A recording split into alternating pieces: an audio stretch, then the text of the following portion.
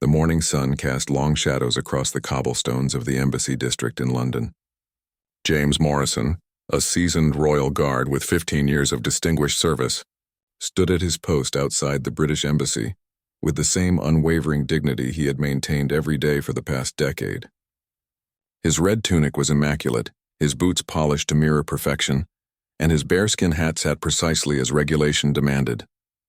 To passers-by he appeared as motionless as a statue, but his trained eyes constantly scanned the surroundings, alert to every movement, every face, every potential threat. The Embassy District was always bustling with activity. Diplomats hurried past with briefcases, tourists snapped photos from respectful distances, and various embassy staff from different nations went about their daily business. James had seen it all during his years of service.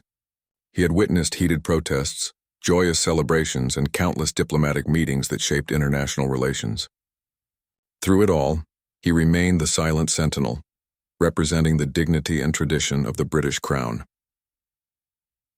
On this particular Tuesday morning in September, something felt different. James couldn't quite put his finger on it, but his instincts, honed by years of military training and diplomatic security work, told him that today would be anything but ordinary. The air seemed charged with an unusual tension, and he noticed more activity than usual around the foreign embassies that lined the prestigious street. Dr. Heinrich Müller, the newly appointed cultural attaché from a small European nation, had arrived in London just 3 weeks earlier. Unlike his predecessor, who had been known for his diplomatic tact and respect for British customs, Müller carried himself with an air of superiority that had already ruffled feathers in diplomatic circles. Standing 6 feet tall with a sharp jawline and steel-gray eyes, he had served in his country's military before transitioning to diplomatic service. However, his military background had instilled in him a rigid adherence to hierarchy and protocol that didn't always translate well to the nuanced world of diplomacy. Müller had spent his morning reviewing cultural exchange proposals in his office, but his mind kept wandering to what he perceived as the peculiar British customs he had observed since his arrival. The Royal Guards in particular struck him as an outdated theatrical display, rather than a legitimate security force. In his home country, military personnel were expected to show immediate deference to foreign officials of certain ranks, and he couldn't understand why these British guards seemed to ignore diplomatic protocol. As Müller prepared to leave for a meeting at the Ministry of Culture, he decided to take a route that would pass directly by the British Embassy. His driver, a local man named Thomas who had worked for the embassy for over 20 years, tried to suggest an alternative route that would be faster, but Müller insisted on his chosen path. Thomas, sensing potential trouble brewing, reluctantly complied with his passenger's wishes. The black diplomatic vehicle pulled up near the British Embassy just as the morning shift change was about to occur. James Morrison maintained his position, his eyes briefly acknowledging the approaching vehicle but showing no other reaction. This was standard protocol. Royal Guards were trained to remain impassive and focused on their duties, regardless of who passed by or what vehicles arrived in their vicinity. Müller stepped out of the vehicle with purposeful strides, his diplomatic credentials clearly visible on his lapel. He had specifically worn his most formal attire for this moment, complete with the ceremonial decorations he had earned during his military service. In his mind, this was not just a casual walk past the embassy. It was an opportunity to establish the proper diplomatic hierarchy that he felt had been lacking since his arrival in London. As he approached the embassy entrance, Müller's expectations were clear in his mind.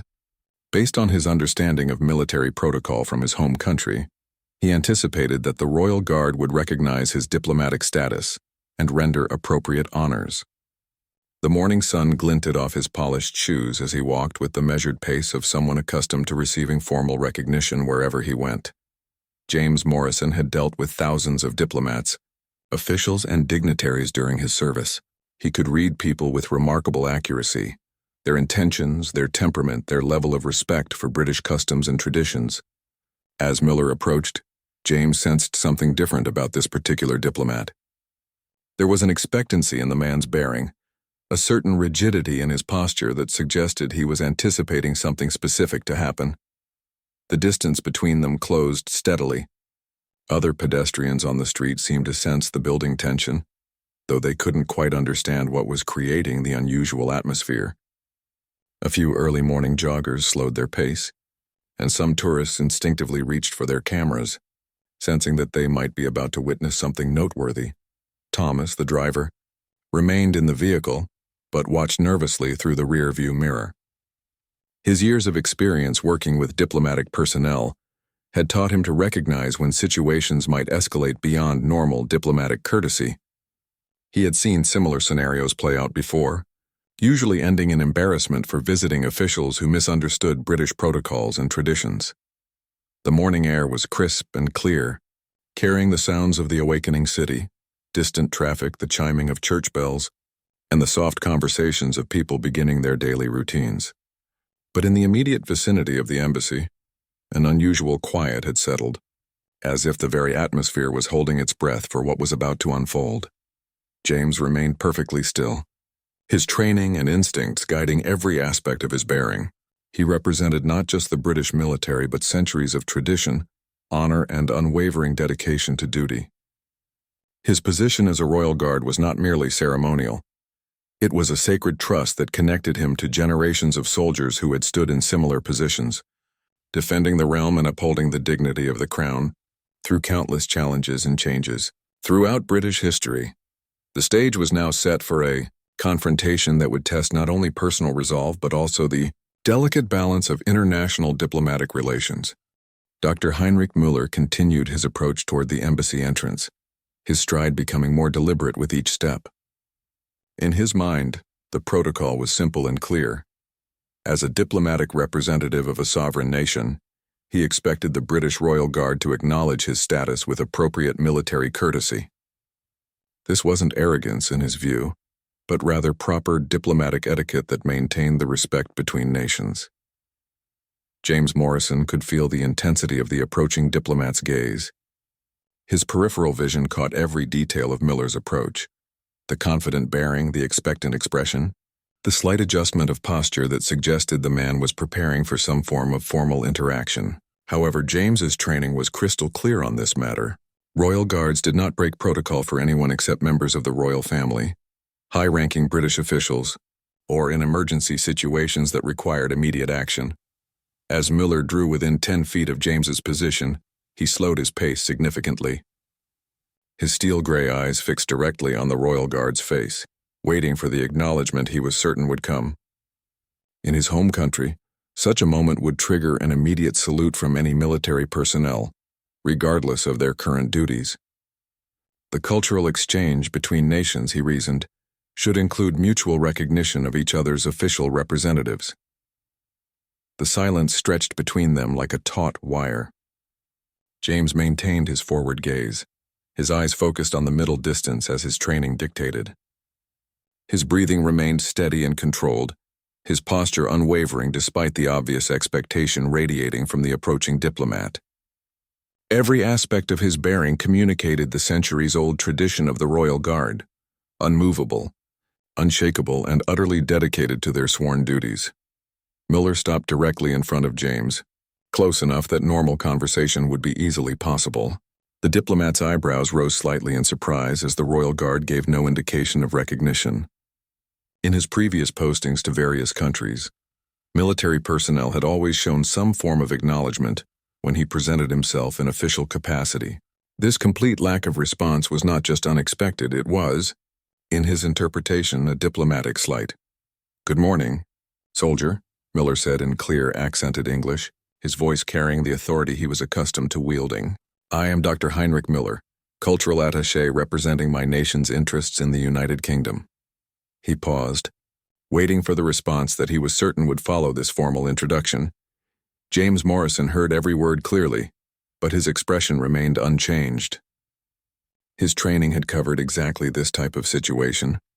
Royal Guards were not permitted to engage in casual conversation while on duty, nor were they required to respond to introductions from foreign officials unless specifically ordered to do so by their commanding officers or in circumstances involving direct security concerns. The lack of response caused Müller's jaw to tighten slightly. He interpreted the silence not as adherence to protocol, but as a personal affront to his diplomatic status. In his military background, Such behavior from a subordinate would have been considered insubordination worthy of immediate disciplinary action. The cultural differences between nations, he was beginning to realize, were more complex than he had initially understood. "I said good morning," Miller repeated, his voice taking on a sharper edge. "As a diplomatic representative, I expect appropriate recognition from British military personnel." He adjusted his stance, squaring his shoulders in a way that emphasized his own military bearing and the decorations on his formal attire. Several passers-by had begun to notice the unusual interaction taking place at the embassy entrance. A group of tourists gathered at a respectful distance, their cameras ready but their expressions uncertain about whether they were witnessing normal diplomatic protocol or something more unusual. The morning foot traffic slowed as people sensed the building tension in the air. Thomas, still waiting in the diplomatic vehicle, had stepped out of the car and was watching the scene with growing concern. His experience with diplomatic incidents told him that this situation was rapidly moving beyond normal embassy interactions. He considered intervening but recognized that doing so might escalate matters further, particularly given Muller's apparent determination to receive what he considered proper acknowledgement. James could feel the weight of the moment settling around him. His years of service had taught him that such confrontations occasionally arose when foreign officials misunderstood British military traditions. The key was to maintain absolute professionalism and adherence to protocol, regardless of the pressure being applied. His loyalty was to the Crown, to his unit, and to the centuries of tradition that his uniform represented. The morning sun had risen higher, casting different shadows across the embassy courtyard. The quality of light seemed to intensify the drama of the moment, highlighting the contrast between the immovable British guardsman and the increasingly frustrated foreign diplomat. Other embassy staff members had begun to notice the unusual scene from their office windows. Though none were yet certain whether intervention was necessary, Miller took another step closer to James, his patience wearing thin. "In my country," he said, his voice now carrying clear irritation, "military personnel show proper respect to diplomatic officials. Your silence is not just rude, it's a violation of international courtesy." His hands clasped behind his back in a military stance that mirrored his growing frustration with what he perceived as deliberate disrespect. The Royal Guard's training kicked in at a deeper level now. James recognized that this was no longer a simple misunderstanding, but a direct challenge to his adherence to protocol. His resolve strengthened rather than wavered. Every Royal Guard learned early in their service that their primary duty was to maintain their post and their dignity regardless of external pressures. This principle had been tested countless times throughout history, and James was determined to uphold it with the same honor as his predecessors. The confrontation was reaching a critical point where something would have to give. The morning air seemed to vibrate with unspoken tension, as two different military traditions and cultural expectations collided in the space of a few square feet of London pavement.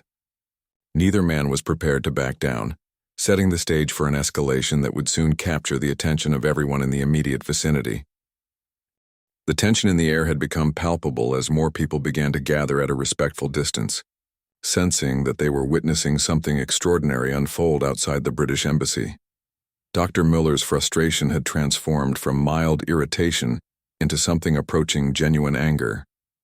His military background had not prepared him for what he perceived as blatant disrespect from a fellow service member, regardless of nationality. "This is absolutely unacceptable," Miller declared, his voice rising enough to carry to the small crowd that had assembled. "I am a diplomatic representative of a sovereign nation, and I demand the courtesy that my position warrants." His face had begun to flush slightly, and his hands, still clasped behind his back, were gripping each other tightly as he struggled to maintain his composure. James Morrison remained as still as a statue carved from stone. His breathing stayed measured and deep, his gaze fixed on the middle distance exactly as his training demanded. Inside, however, he was carefully monitoring every aspect of the situation. His peripheral vision tracked the growing crowd, assessed potential security implications, and remained alert for any signs that the diplomatic confrontation might escalate into something more serious. The morning shift supervisor, Sergeant Major William Hayes, had been conducting his routine inspection of the embassy perimeter when he noticed the unusual gathering near the main entrance. A veteran of 25 years in the Queen's Guard, Hayes had seen every possible variation of diplomatic incident and tourist confrontation. His experienced eye immediately recognized that this situation was different from the typical photo requests or casual questions that guards routinely ignored. Hayes began making his way toward the scene, his approach careful and measured. His years of experience had taught him that diplomatic incidents required delicate handling. Too little intervention could allow situations to spiral out of control, while too much could create international embarrassments that would require explanations at the highest levels of government. Meanwhile, Miller had decided that more direct action was required. "Stand at attention, soldier," he commanded, his voice carrying the authority he had wielded during his military service. "I am ordering you to render proper honors to a diplomatic representative." His posture straightened even further, and he moved to position himself directly in James's line of sight, making it impossible for the guard to maintain his distant focus. The crowd of onlookers had grown larger, with tourists whispering among themselves in multiple languages as they tried to understand what was happening. Several people had begun recording the incident on their phones, sensing that they might be witnessing something that would later prove significant. The morning commuters who regularly passed the embassy had slowed their pace, many stopping entirely to observe the unprecedented confrontation. James felt the weight of every eye upon him, but his training held firm. Royal Guards had faced challenges far more serious than a frustrated diplomat throughout their long history. During the Troubles in Northern Ireland, Guards had maintained their posts despite genuine physical threats. During various protests and demonstrations, they had stood unmoved while crowds shouted and pressed around them. This situation, while unusual in its diplomatic implications, was well within the bounds of what his training had prepared him to handle. Thomas, the diplomatic driver, had finally decided that he needed to intervene before the situation became an international incident. He approached Miller cautiously, his years of experience with diplomatic protocol guiding his words carefully. "Sir," he said quietly, "perhaps I should explain the customs of the Royal Guard. They are not permitted to acknowledge individuals while on duty, regardless of diplomatic status. This is not a personal slight, but rather adherence to centuries of military tradition." Miller turned toward Thomas with barely contained fury. "I don't care about their traditions," he snapped. "I care about proper diplomatic protocol and the respect that my position demands. This soldier's behavior is an insult to my nation and to the principles of international cooperation." His voice had risen to a level that clearly carried to everyone within 50 feet of the embassy. Entrance. Sergeant Major Hayes quickened his pace slightly, recognizing that the situation was approaching a point where formal intervention would be necessary. His radio crackled softly with inquiries from other security personnel who had been monitoring the unusual activity. The embassy's security protocols were designed to handle everything from terrorist threats to diplomatic protests, but an individual foreign official demanding military honors from a royal guard was a scenario that fell into a unique category. The gathering crowd had begun to organize itself into a rough semicircle around the confrontation, with tourists and locals alike fascinated by the unprecedented drama. Several people were now actively filming, and at least one person appeared to be providing live commentary for a social media stream. The incident was rapidly moving beyond a simple diplomatic misunderstanding into something that could potentially have wider implications. James Morrison could feel the weight of history pressing down upon him. Every Royal Guard learned about the legendary incidents of their predecessors, guards who had maintained their posts during the London Blitz, who had stood unmoved during riots and protests, who had upheld the dignity of their position even when faced with personal danger or ridicule. This moment was his test, his opportunity to prove worthy of the uniform he wore and the traditions he represented. Miller had now moved to stand directly in front of James, close enough that the guard could smell his cologne and see the intricate details of his diplomatic decorations. "For the last time," he said, his voice now carrying a cold, controlled anger that was somehow more menacing than his earlier shouting, "I am demanding that you show proper respect to a diplomatic representative. Salute me immediately, or I will file a formal complaint with your superiors and with my embassy." The moment stretched like a taut wire, ready to snap. The crowd held its collective breath, sensing that they were about to witness the climax of this extraordinary confrontation. Cameras focused, phones recorded, and dozens of pairs of eyes watched as two very different concepts of duty, honor, and protocol prepared to collide in a way that would determine not just the immediate outcome, but potentially the diplomatic relationship between two nations. The critical moment had arrived. Dr. Mueller stood inches from James Morrison's face, his breathing heavy with frustration and anger. The gathered crowd seemed to lean forward collectively, sensing that something extraordinary was about to happen.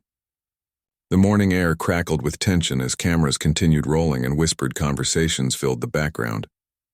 Sergeant Major Hayes had finally reached the edge of the confrontation area. His trained eye quickly assessed the situation: one agitated foreign diplomat, one perfectly disciplined Royal Guard maintaining protocol, and a crowd of witnesses that included what appeared to be international tourists and possibly media representatives. Any action taken now would likely be scrutinized by multiple governments and potentially broadcast around the world. "I am giving you a direct order," Miller shouted, his voice echoing off the embassy walls. "Salute me immediately. This is your final opportunity to show proper diplomatic respect." His face had turned red with frustration, and small beads of perspiration had formed on his forehead despite the cool morning air. James Morrison's response was to do absolutely nothing. His breathing remained steady, his posture unchanged, his gaze still fixed on that middle distance that had become his anchor in this storm of diplomatic chaos. In his mind, he could hear the voices of his instructors from training, reminding him that a Royal Guard's duty transcended personal comfort, public pressure, or even diplomatic convenience. His loyalty was to the crown, to his oath, and to the unbroken chain of guardsmen who had maintained this same standard for generations. The crowd had grown to nearly 50 people, creating a natural amphitheater around the confrontation. Several embassy workers from neighboring buildings had emerged to see what was causing the commotion. The scene had all the elements of a diplomatic incident that could quickly escalate beyond anyone's control. Suddenly, Mueller made a decision that would transform the entire situation. Stepping back slightly, he raised his right hand in a sharp military salute and held the position. "If you will not salute me," he declared in a voice that carried to every corner of the gathering, "then I will demonstrate proper military courtesy myself. I salute the uniform you wear and the nation you represent, even if you lack the courtesy to reciprocate." The crowd fell completely silent. This unexpected turn had transformed the confrontation from a demand for respect into what appeared to be a demonstration of superior diplomatic grace. Several people in the crowd began nodding appreciatively, interpreting Miller's action as a masterful display of international courtesy that had highlighted the British Guard's apparent rudeness by contrast. James Morrison found himself in an entirely new situation. His training covered responses to demands, threats, and various forms of pressure, but this particular scenario, being saluted by a foreign diplomatic official in front of a crowd of witnesses, required a different level of judgment. The protocols were clear about not responding to demands, but they were less specific about how to handle respectful military gestures offered freely. Sergeant Major Hayes recognized immediately that the dynamics had shifted significantly. Mueller's salute had reframed the entire incident from a diplomatic confrontation into what appeared to be a test of British military courtesy. The growing crowd was now watching to see how the Royal Guard would respond to what appeared to be a generous gesture of respect. Thomas, the diplomatic driver, watched nervously as his passenger held his salute. He understood Mueller's strategy. By saluting first, the diplomat had placed the British Guard in a position where failing to respond might be interpreted as genuine discourtesy rather than adherence to protocol. It was a clever diplomatic maneuver that had effectively reversed the pressure dynamics of the situation. The silence stretched for what felt like minutes, but was actually only seconds. Mueller maintained his perfect military salute, his back straight and his eyes focused directly on James's face. His expression had shifted from anger to something approaching serene confidence, as if he had finally found the key to unlocking the response he had been seeking all along. James felt the weight of the moment pressing down on him like a physical force. Every person in the crowd was waiting to see what he would do. The cameras continued recording, capturing every second of his decision-making process. His military training told him to maintain protocol, but his deeper understanding of service and honor suggested that this situation had moved beyond simple rule-following into something more complex and nuanced. The morning sun had climbed higher in the sky, casting sharper shadows and bathing the entire scene in bright, clear light that seemed to intensify every detail. The embassy courtyard had become an impromptu theater, where international relations, military tradition, and personal honor were all being tested simultaneously. Mueller's salute remained steady and perfect, a testament to his own military background and his understanding of the power that such gestures could wield in the right circumstances. His strategy was working. He could see the uncertainty flickering behind the Royal Guard's carefully maintained expression, and he could sense the crowd's growing expectation that some form of response was not just appropriate, but necessary. Hayes knew he was approaching the moment where he would need to intervene formally. As the senior officer present, he had the authority to guide the situation toward a resolution that would preserve both British protocol and diplomatic relations. However, he also recognized that his guardsman was facing a genuine test of judgment that went beyond simple rule following. The crowd began to stir slightly, with whispered comments suggesting that they were witnessing something unprecedented. Several tourists had begun taking photos of Mueller holding his salute, seemingly impressed by his demonstration of respectful persistence. The narrative was shifting in real time, with the foreign diplomat appearing more and more like a patient gentleman waiting for basic courtesy from an inflexible British soldier. James Morrison realized that he was no longer just representing himself or even just his unit. In this moment, with dozens of witnesses and multiple cameras recording, he was representing his entire nation's approach to international relations and military courtesy. The decision he made in the next few seconds would be analyzed, discussed, and potentially criticized or praised by people he would never meet. The moment stretched like an eternity as Dr. Mueller held his perfect military salute. His eyes locked on James Morrison's face with unwavering determination. The crowd had grown silent, creating an almost cathedral-like atmosphere around the embassy entrance. Even the usual sounds of London traffic seemed muted, as if the entire city was holding its breath to witness the outcome of this unprecedented diplomatic standoff. James Morrison felt the weight of centuries of Royal Guard tradition pressing down on his shoulders. In his peripheral vision, he could see Sergeant Major Hayes approaching, but he knew that this decision had to be his alone. His training had prepared him for many situations, but this unique convergence of diplomatic protocol, military courtesy, and international relations required something beyond mere adherence to rules. Suddenly, James made his decision. In one fluid, precise motion, he brought his right hand up in a perfect Royal Guard salute. Not the quick acknowledgement that might be given to a passing officer, but the full ceremonial salute reserved for the most formal occasions. His movement was so sharp and precise that it seemed to cut through the morning air like a blade. The crowd erupted in surprised murmurs and scattered applause. Dr. Mueller's face transformed, from determined concentration to genuine surprise, then to something approaching respectful admiration. He had expected either continued silence or perhaps a grudging acknowledgement, but the Royal Guard's response was magnificent in its precision and dignity. James held his salute for exactly the appropriate duration, long enough to demonstrate full respect for Mueller's diplomatic status and military bearing, but not so long as to appear theatrical or mocking. When he lowered his hand, he did so with the same crisp precision that had marked every aspect of his military service. "Thank you," Mueller said quietly, his own hand coming down from his salute. His voice carried none of the anger or frustration that had characterized his earlier demands. Instead, there was a note of genuine respect and even admiration. "That was perfectly executed. You are clearly a soldier of the highest caliber." The crowd began to disperse, many people smiling and nodding appreciatively at what they had witnessed. Several tourists approached cautiously to ask if they could take photos with the Royal Guard. But James had already returned to his standard position, eyes focused on the middle distance, as motionless as if the entire incident had never occurred. Sergeant Major Hayes, who had been prepared to intervene if necessary, instead found himself feeling a surge of pride in his guardsmen.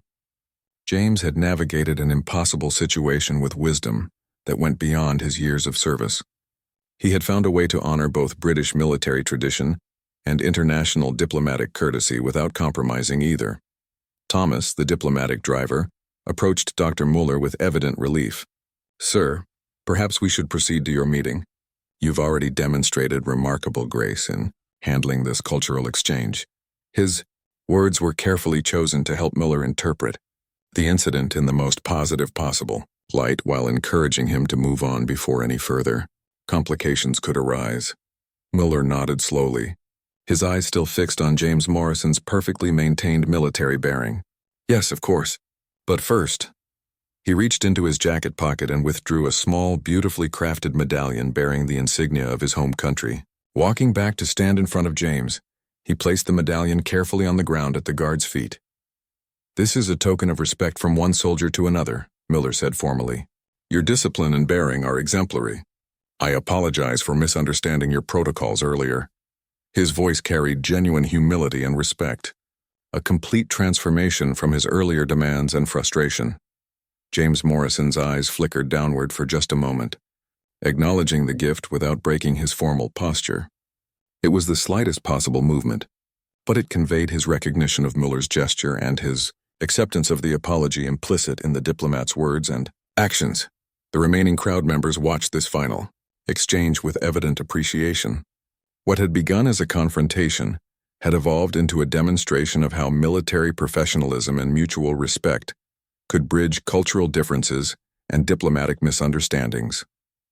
Several people were still recording, but the atmosphere had shifted completely from tension to admiration. As Miller walked back toward his waiting car, he paused to address the small crowd that remained. "Today I learned something valuable about British military tradition," he said clearly. "This soldier has shown me that true discipline and honor cannot be demanded. They can only be demonstrated." His response to my initial enthusiasm was perfect in every way. Thomas opened the car door for Miller, who took one final look back at James Morrison standing in perfect military bearing beside the embassy entrance. The Royal Guard had returned to his standard position, as if nothing unusual had occurred, but the small medallion at his feet served as a reminder of the extraordinary encounter that had just taken place. Hayes approached James's position and quietly picked up the medallion, examining it briefly before placing it in his pocket. "Well handled, Morrison," he said in a voice so low that only James could hear. "You found a way to honor both your duty and the dignity of a fellow soldier. That's the mark of true professionalism." The morning shift change occurred precisely on schedule, with James being relieved by his replacement exactly as regulation demanded. As he walked away from his post, the medallion now safely in Sergeant Major Hayes's custody, James reflected on the morning's events. He had faced a test that went beyond simple protocol adherence, and he felt confident that he had upheld the highest traditions of the Royal Guard, while also demonstrating the flexibility and wisdom that true military leadership required. The incident would be discussed in diplomatic circles for weeks to come, but not as an international embarrassment or cultural misunderstanding. Instead, it would be remembered as an example of how professional military bearing and mutual respect could transform potential conflicts into demonstrations of the highest ideals of service and honor. Within hours of the incident, the videos recorded by tourists and passers-by had begun circulating on social media platforms around the world. The footage captured every moment of the encounter, from Dr. Mueller's initial demands to James Morrison's perfectly executed salute to the final exchange of mutual respect. However, what made the videos truly remarkable was how they told a complete story of professional growth, cultural understanding, and the power of military courtesy to bridge diplomatic divides. The British Embassy received numerous calls throughout the day, but rather than complaints or diplomatic protests, they were expressions of admiration for how the situation had been handled. Foreign ministry officials from several nations reached out to compliment both the Royal Guard's professionalism and Dr. Mueller's eventual demonstration of diplomatic grace. The incident was being hailed as a masterclass in how cultural misunderstandings could be transformed into opportunities for mutual respect and understanding. Dr. Mueller spent his afternoon meeting at the Ministry of Culture in a much different frame of mind than he had anticipated. His colleagues there had already heard about the morning's events through diplomatic channels, and rather than treating it as an embarrassment, they viewed it as evidence of his ability to adapt and learn from new cultural contexts. The story had evolved from a potential diplomatic incident into a positive example of international cooperation and military professionalism.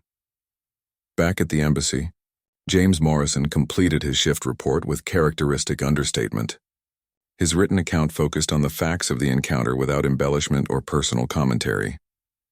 However, Sergeant Major Hayes added his own observations to the official record, noting that Guardsman Morrison had demonstrated exceptional judgment in navigating a complex diplomatic situation while maintaining the highest standards of military bearing and protocol adherence. The medallion that Dr. Muller had left as a gesture of respect was formally logged as a diplomatic gift and would eventually be displayed in the embassy's collection of international tokens of friendship. However, its real significance lay not in its material value but in what it represented, the transformation of a confrontation into a moment of mutual recognition between two professional soldiers from different nations and traditions. Thomas, the diplomatic driver, found himself fielding questions from other embassy drivers and staff members who had heard various versions of the morning's events. His account emphasized Dr. Miller's willingness to learn and adapt, painting the diplomat in the most favorable possible light, while also highlighting the Royal Guard's exceptional professionalism. His years of diplomatic experience had taught him the importance of shaping narratives in ways that strengthened rather than damaged international relationships. By evening, the story had reached major international news outlets, but the coverage was uniformly positive. Military analysts praised James Morrison's decision-making under pressure, while diplomatic correspondents highlighted the incident as an example of how cultural sensitivity and mutual respect could resolve potentially difficult situations. The Royal Guard had become an inadvertent symbol of professional military bearing, while Dr. Muller was being praised for his humility and willingness to acknowledge and learn from his initial misunderstanding. The broader impact extended beyond the immediate participants. Military training programs in several countries began using the incident as a case study in cultural awareness and diplomatic protocol. The video footage became required viewing for diplomatic corps orientation programs, demonstrating both the importance of understanding local customs and the power of professional courtesy to overcome initial misunderstandings. Dr. Miller's approach to his diplomatic duties evolved significantly following the morning's events. He began each subsequent day with research into British customs and military traditions, developing a genuine appreciation for the historical depth and cultural significance behind what he had initially dismissed as mere ceremony. His cultural exchange programs became more successful as a result of his newfound understanding of the importance of tradition and protocol in British society. James Morrison returned to his regular duties with a deeper understanding of his role as not just a military professional, but as an unofficial ambassador for British values and traditions. The incident had taught him that strict adherence to protocol could coexist with wisdom and flexibility when circumstances demanded a more nuanced response. His example influenced other Royal Guards, who began to see their positions as opportunities to demonstrate the highest ideals of military service to an international audience. The embassy district returned to its normal rhythm of diplomatic activity, but the morning's events had left a lasting impact on everyone who witnessed them. The incident had demonstrated that even in an age of complex international relations and cultural tensions, individual acts of professionalism and mutual respect could still make a significant difference in how nations and peoples related to each other. Months later, Dr. Muller would be promoted to a higher diplomatic position, with his superiors citing his ability to learn from challenging situations and build bridges across cultural divides as key qualifications for increased responsibility. In his farewell address to the British diplomatic community, he spoke movingly about the lesson he had learned from a Royal Guard about the true meaning of dignity under pressure and the importance of understanding cultural context before making judgments. James Morrison also received recognition for his handling of the situation, though in the understated manner typical of military honors. He was commended by his commanding officers and selected for advanced leadership training that would prepare him for supervisory roles within the Royal Guard. His example had become part of the informal training curriculum, with new guards being told about the morning when perfect military bearing and wise judgment had transformed a potential diplomatic incident into an international example of professional excellence. The incident became part of the folklore of both the diplomatic community and the Royal Guard tradition. New embassy personnel were briefed on the importance of understanding British military customs, while new guards learned about the delicate balance between protocol adherence and situational awareness that true professionalism demanded. The story was told and retold, but always with emphasis on the positive outcome and the mutual respect that had ultimately characterized the encounter. Years later, when Dr. Muller returned to London as his country's ambassador, one of his first official acts was to visit the British Embassy and present a formal commendation to the Royal Guard unit. In his presentation speech, he explained that the lesson he had learned that September morning had shaped his entire approach to international relations and had made him a more effective diplomat and a better representative of his nation's values. James Morrison, by then a sergeant with his own responsibilities for training younger guards, was present for the ceremony. When Ambassador Muller recognized him specifically and thanked him for the lesson in professionalism he had provided, James responded with the same perfect military bearing that had characterized his response to the original incident, a crisp salute that acknowledged the honor while maintaining the dignity and reserve that defined the Royal Guard tradition. The embassy courtyard where the original confrontation had taken place was now marked by a small plaque commemorating international friendship and the importance of mutual respect between nations and their military traditions. Visitors to the embassy were often told the story as an example of how individual actions could contribute to broader diplomatic relationships and international understanding. The legacy of that September morning continued to influence both men throughout their careers. Dr. Muller, now ambassador, Muller became known throughout the diplomatic community for his cultural sensitivity and his ability to build bridges between different national traditions. James Morrison's career flourished as he demonstrated, again and again, the combination of strict professionalism and wise judgment that had marked his handling of the diplomatic encounter. The story concluded not with a single moment of resolution, but with a lasting transformation in how two professionals approached their respective duties. The Royal Guard had learned that true military bearing sometimes required flexibility and wisdom beyond mere rule-following, while the diplomat had discovered that understanding and respecting local customs was essential to effective international relations. Their brief encounter had created ripple effects that would influence military and diplomatic training programs for years to come, proving that even the smallest acts of professional courtesy could have far-reaching impacts on international relations and mutual understanding between nations.